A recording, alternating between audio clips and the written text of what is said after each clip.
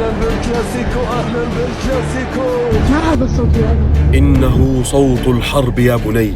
مدريدي برشلوني، ركزوا معاي اليوم منيح يا رجل، ركزوا معاي. الليلة ليلة كلاسيكو، الليلة نهائي السوبر الإسباني، الليلة ليلة الأخذ بالثار للمدريدي والبرشلوني من بعد اللي صار بالمباراة الأخيرة، من بعد اللي صار بالمباراة الأخيرة. وكيف لنا أن ننسى ما فعله برشلونة بريال مدريد عندما احتفلوا أمامهم بنهائي السوبر الإسباني بالخمسة، فازوا عليهم وصار في ثأر لجمهور ريال مدريد.